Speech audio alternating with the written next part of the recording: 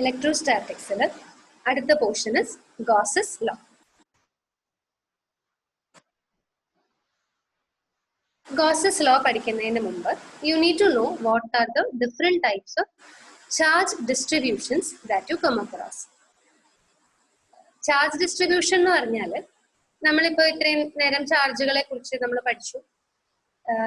Regular situations charges will be distributed over either distributed over a wire, അല്ലെങ്കിൽ distributed over a plane surface, അല്ലെങ്കിൽ distributed over an entire spherical surface, ഒരു sphere അല്ലെങ്കിൽ ഒരു ക്യൂബിലെ ചാർജുകൾ കൊടുത്തിരിക്കുന്നു.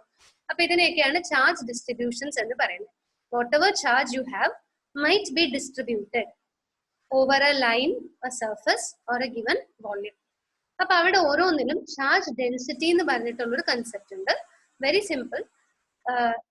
Surface charge density എന്ന് പറഞ്ഞാൽ ചാർജ് പെർ യൂണിറ്റ് ഏരിയ ആണ്. That is equal to q by a represented by sigma. Linear charge density എന്ന് പറഞ്ഞാൽ പേര് പോലെ തന്നെ ചാർജ് പെർ യൂണിറ്റ് ലെങ്ത് ആണ്, represented by lambda. Volume charge density എന്ന് പറഞ്ഞാൽ ചാർജ് പെർ യൂണിറ്റ് വോള്യൂം ആണ്, represented by rho. അത്രയേ ഉള്ളൂ. Now coming to Gauss's law. Gauss's law പറയുന്നത് the electric flux നിങ്ങൾക്ക് ഓർമ്മയുണ്ടാവും. നമ്മൾ ഫൈ എന്ന് പറഞ്ഞിട്ട് ആദ്യത്തെ പോർഷനിൽ പഠിച്ചിട്ടുണ്ട്. ഇലക്ട്രിക് ഫ്ലക്സ് രണ്ട് ഡെഫിനീഷൻസ് ആണ് പഠിച്ചത്. ഒന്ന് flux,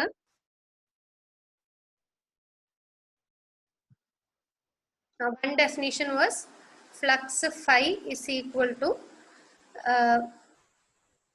E dot ds. E dot ds, electric field into area vector, dot product of electric field and area vector. അങ്ങനെയാണ് ഫ്ലക്സിനെ ഡിഫൈൻ ചെയ്തത്. We also defined flux as the number of field lines passing normally through a given area. ഇതാണ് നമ്മൾ അന്ന് പഠിച്ചിട്ടുണ്ടായിരുന്നത്. Now Gauss's law പറയുന്നത്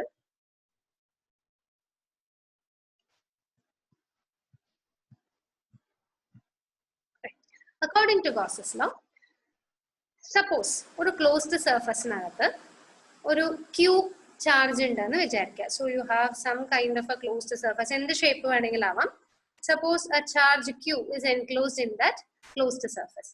suppose ഇത് positive Q ആണെങ്കിൽ നമുക്കറിയാം field lines ഇങ്ങനെ പോവുമല്ലോ. ക്യൂവിൽ നിന്ന് എല്ലാ ഭാഗത്തേക്കും ഫീൽഡ് ലൈൻസ് പോകുന്നുണ്ടാവും. അപ്പൊ ഈ സർഫസിനെ സംബന്ധിച്ച് ഇതിൽ കൂടെ ഓരോ കുഞ്ഞു പോയിന്റ് എടുത്താലും അതിൽ കൂടെ ഫീൽഡ് ലൈൻസ് ആർ പാസിംഗ്. അതിന്റെ നോർമൽ കമ്പോണന്റ് എടുക്കുമ്പോൾ അതിനെ നമ്മൾ ഫ്ലക്സ് എന്ന് വിളിക്കുന്നു. So the total flux through this entire surface is equal to 1 by epsilon 0 times the total charge enclosed by the surface. In other words, flux phi is equal to Q by epsilon 0. Any phi എന്ന് പറഞ്ഞു കഴിഞ്ഞാൽ definition E dot ds ആണ്. ഇപ്പൊ ds എന്ന് പറയുന്നത് ഒരു small bit of area ആണ്, ഒരു ചെറിയ കഷ്ണം ഏരിയ ആണെങ്കിൽ total flux through the surface എന്ന് പറഞ്ഞാൽ it will be surface integral of E dot ds. അതായത് ഫ്ലക്സിന് E dot ds എന്ന് പറയുന്നത് സ്മോൾ ഏരിയയിൽ കൂടെ ഉള്ള ഫ്ലക്സ് ആണ്. അപ്പൊ അതിനെ ഇന്റഗ്രേറ്റ് ചെയ്താൽ you will get the flux through the entire surface area.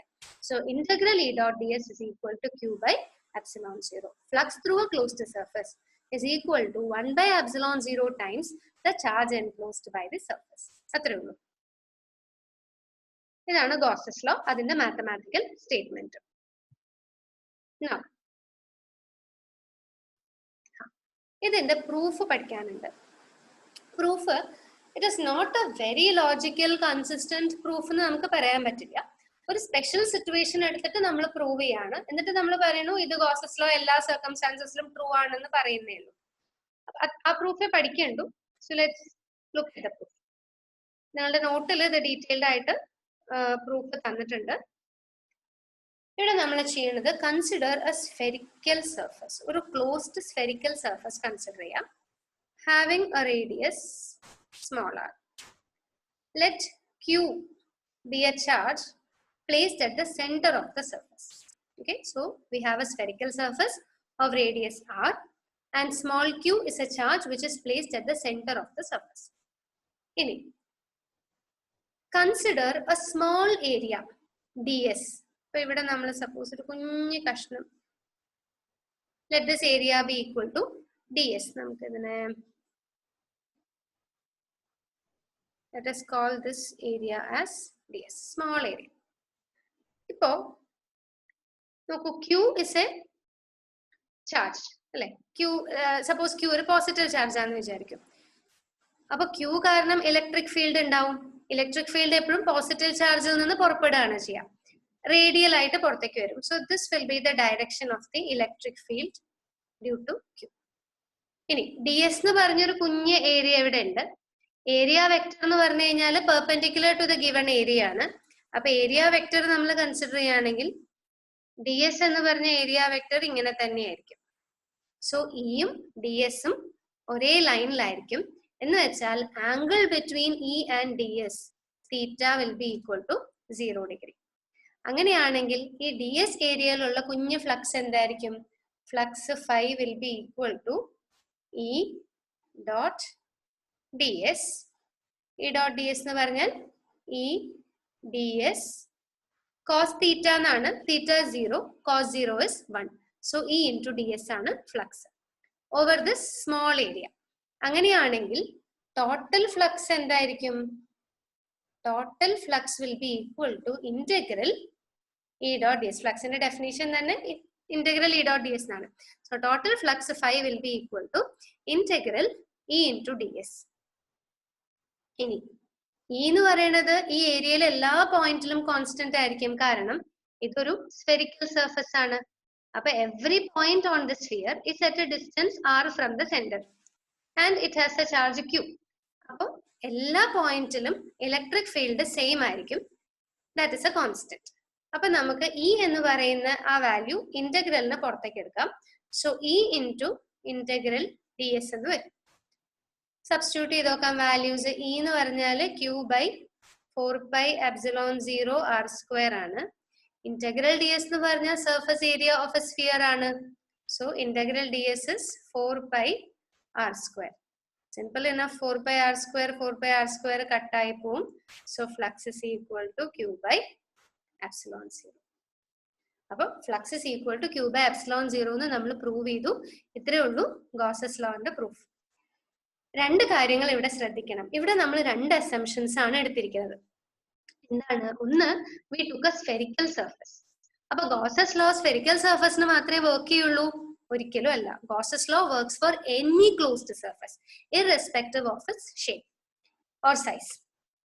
Second assumption, നമ്മൾ ക്യൂ സെന്റർ ഓഫ് ദ സ്ഫിയറിലാണ് എടുത്തത്. അപ്പൊ എപ്പോഴും ചാർജ് അതിന്റെ സെന്ററിലായിരിക്കണോ? അതും നിർബന്ധമില്ല. Gauss's law works irrespective of where you have the charge. Charge ആ സർഫസിന്റെ ഉള്ളിൽ എവിടെയെങ്കിലും ഉള്ളിലായിരിക്കണം എന്ന് മാത്രം. സർഫസിന്റെ ഉള്ളിൽ എവിടെയെങ്കിലും ഉണ്ടായാൽ മതി. It doesn't matter where it is situated. അപ്പൊ ഇതാണ് Gauss's law and the proof. Right. അടുത്തത് ഗോസസ് ലോന്റെ ഒരു കോൺസിക്വൻസ് എന്ന് പറയാം, അല്ലെങ്കിൽ അതിന്റെ മറ്റൊരു തരത്തിലുള്ള സ്റ്റേറ്റ്മെന്റ് എന്ന് പറയാം. അതായത് total electric flux through a closed surface is 0 if no charge is enclosed by the surface. Simple ആയിട്ട് നമ്മൾ പറയുകയാണെങ്കിൽ ഗോസസ് ലോയിൽ നമ്മൾ പഠിച്ചു phi is equal to q by ε0 എന്ന് പറഞ്ഞു. അപ്പൊ q ഈക്വൽ ടു 0 ആണെങ്കിൽ എന്ത് പറ്റും? Obviously phi will be equal to 0. ഈ സ്റ്റേറ്റ്മെന്റ് ആണ് ഇവിടെ സ്റ്റേറ്റ് ചെയ്തിരിക്കുന്നത്. ഇതിന് മറ്റൊരു തരത്തിൽ നമുക്കൊരു പ്രൂഫ് പോസിബിൾ ആണ്. Let us see.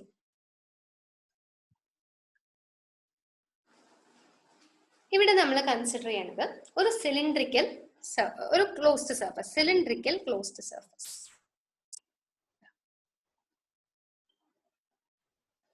ഒരു സിലിണ്ടറിക്കൽ ക്ലോസ്ഡ് സർഫസ് ആണ്. അപ്പൊ സിലിണ്ടർ എന്ന് പറഞ്ഞാൽ നിങ്ങൾക്ക് അറിയാം, അതിന് 3 സർഫസസ് ഉണ്ട് അല്ലെ? ഇത് ഒരു circular surface. Let us call this surface number 1. ഇതൊരു circular surface. Let us call it surface number 2. And then you have surface number 3, which is the curved surface. Now, ഒരു electric field. Suppose this cylinder is placed in an electric field. എന്ന് പറഞ്ഞിട്ട് ഒരു electric field right സൈഡിലേക്ക് ഉണ്ടെന്ന് വിചാരിക്കാം. അപ്പൊ നോക്കൂ, let us consider this first surface. First സർഫസിൽ ഇലക്ട്രിക് ഫീൽഡ് ഇങ്ങോട്ടാണ്, ഏരിയ വെക്ടർ ഇങ്ങോട്ടായിരിക്കും. Let us call the area as A. Area vector എന്ന് പറയുന്നത് പുറത്തേക്കായിരിക്കും. കാരണം ഏരിയ വെക്ടറിന്റെ ഡെഫിനേഷനിൽ നമ്മൾ പറയുന്നുണ്ട് area vector is perpendicular to the surface and always directed outward എന്ന് പറയുന്നുണ്ട്. അപ്പൊ ഏരിയ വെക്ടർ പുറത്തേക്കായിരിക്കും. ഇയും എയും നേരെ ഓപ്പോസിറ്റ് ഡയറക്ഷനിലേക്കാണ് എന്ന് വെച്ചാൽ ആ കേസിൽ theta is equal to 180 degree വരും. ഇനി സർഫസ് നമ്പർ 2 നോക്കൂ, ഇയും ഇങ്ങോട്ടാണ്, ഏരിയ വെക്ടറും ഇങ്ങോട്ടാണ്. So in this case theta is equal to 0. What about the curved surface? Curved സർഫസിൽ എപ്പോഴും സർഫസ് ഏരിയ എന്ന് പറയുന്നത് പെർപെൻഡിക്കുലർ ടു ദ സർഫസ് ആണ്. ഇലക്ട്രിക് ഫീൽഡ് എപ്പോഴും ഈ സൈഡിലേക്കാണ്. So in this case theta will be equal to 90 degree. Total flux എന്ന് പറഞ്ഞാൽ എന്താണ്? ഈ 3 ഏരിയയിലും കൂടിയുള്ള ഫ്ലക്സിനെ ടോട്ടൽ ചെയ്യാണ്. So now what is the total flux? Total flux phi1 is equal to, phi1 എന്ന് പറഞ്ഞാൽ ഫസ്റ്റ് സർഫസിലത്തെയാണ്, that is E into A into cos 180. cos 180 minus 1 ആണ്. So phi1 will be equal to minus EA into minus EA. EA into minus 1, that is minus EA. What will be phi2? Cos 0 1 ആണ്. So E into A into 1. So phi2 will be equal to EA. And what is phi3? Phi3 എന്ന് പറഞ്ഞാൽ E into A into cos 90. Cos 90 is 0. So phi3 equal to 0. മൂന്നും കൂടെ add ചെയ്താൽ എന്ത് വരും? Minus E A plus E A plus 0, that is phi is equal to 0 എന്ന് വരും. എന്ന് വെച്ചാൽ ഒരു closed surface which does not contain any charge. ഇവിടെ ഈ സിലിണ്ടറിന്റെ പ്രത്യേകത എന്താ? അത് വെറുതെ ഒരു സിലിണ്ടറിക്കൽ സർഫസ് മാത്രമേ ഉള്ളൂ, അതിനകത്ത് യാതൊരു തരത്തിലും ചാർജസ് ഇല്ല. അപ്പൊ ഒരു ചാർജും ഇല്ലാത്ത ഒരു സർഫസ്, ഒരു ക്ലോസ്ഡ് സർഫസിനെ ഒരു എക്സ്റ്റേണൽ ഇലക്ട്രിക് ഫീൽഡിൽ വെച്ച് കഴിഞ്ഞാൽ the total flux through the surface is equal to 0. In other words, the total field entering the surface is equal to total field leaving the surface. അപ്പോൾ ഒരു ഭാഗത്ത് പോസിറ്റീവ് ഫ്ലക്സ് വന്നാൽ മറുഭാഗത്ത് negative flux വരും. Flux എന്ന് പറയുന്നത് ഒരു scalar quantity ആണ്. ഇത് ആഡ് ചെയ്യുമ്പോൾ അത് 0 ആയി പോകും. So if Q is equal to 0, phi is also equal to 0. ഇതൊന്ന് മനസ്സിലാക്കി വെക്കുക. എക്സാമിന് ചില ക്വസ്റ്റ്യൻസ് വരുമ്പോൾ ഇത്തരത്തിലൊരു പ്രൂഫ് നമുക്ക് എഴുതേണ്ടി വരും. Will come to that later on. പക്ഷെ ഇതൊന്ന് മനസ്സിലാക്കി വെക്കുക. This is how you prove this. Without using Gauss's law തന്നെ നമുക്കിത് പ്രൂവ് ചെയ്യാൻ പറ്റും. Q equal to 0 ആണെങ്കിൽ ഫ്ലക്സ് ഇസ് ഈക്വൽ ടു 0 എന്ന് നമുക്ക് പ്രൂവ് ചെയ്യാൻ പറ്റും.